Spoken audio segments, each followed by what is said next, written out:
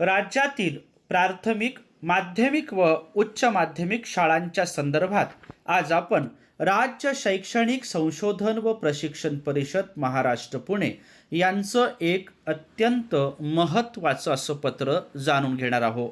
प्रस्तुत पत्र आहे 15/4/2026. शाळांना काही महत्त्वाची माहिती भरावयाची आहे. त्या संदर्भात एक अधिकृत माहिती आज आपण या व्हिडिओच्या माध्यमातून जाणून घेऊया. आत्मीय शिक्षक बंधू आणि भगिनींनो, नमस्कार. मी माझ्या शैक्षणिक यूट्यूब चॅनलमध्ये आपल्या सर्वांचं सहर्ष स्वागत करतो.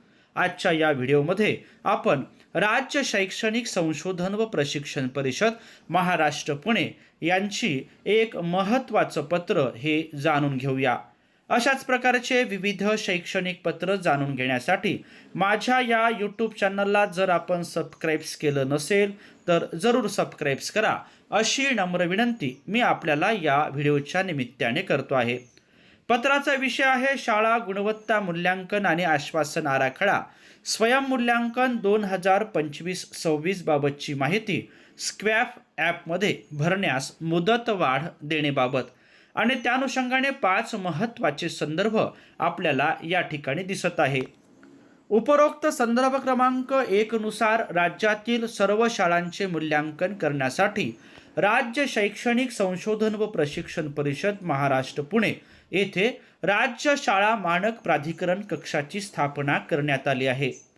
संदर्भ क्रमांक 2 नुसार राज्यातील सर्व माध्यमांच्या व सर्व व्यवस्थापनांच्या शाळांसाठी शाळा गुणवत्ता मूल्यांकन आणि आश्वासन आराखड्याची निर्मिती करण्यात आलेली आहे. संदर्भ क्रमांक 3 नुसार सन 2024-25 मधील स्वयंमूल्यांकन पूर्ण करण्यात आले आहे.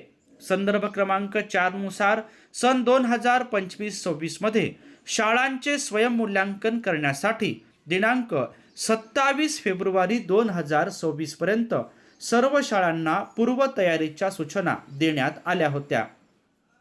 सर्व माध्यमांच्या व सर्व व्यवस्थापनांच्या शाळांसाठी विकसित करण्यात आलेल्या शाळा गुणवत्ता मूल्यांकन आणि आश्वासन आराखड्याची प्रभावी अंमलबजावणी करण्याची जबाबदारी प्राचार्य, जिल्हा शिक्षण व प्रशिक्षण संस्था, शिक्षणाधिकारी प्राथमिक, शिक्षणाधिकारी माध्यमिक यांची असेल. संकेतस्थळावर सर्व शाळांची नोंदणी व स्वयंमूल्यांकन पूर्ण करून घेण्याची जबाबदारी प्राथमिक शाळांच्या व माध्यमिक शाळांच्या संदर्भात अनुक्रमे शिक्षणाधिकारी प्राथमिक, शिक्षणाधिकारी माध्यमिक यांची राहील. शाळांना मूल्यांकन संदर्भात तसेच शाळा विकास आराखडा निर्मिती संदर्भात गरजेनुसार मार्गदर्शन करण्याची जबाबदारी प्राचार्य, जिल्हा शिक्षण व प्रशिक्षण संस्था यांची राहील.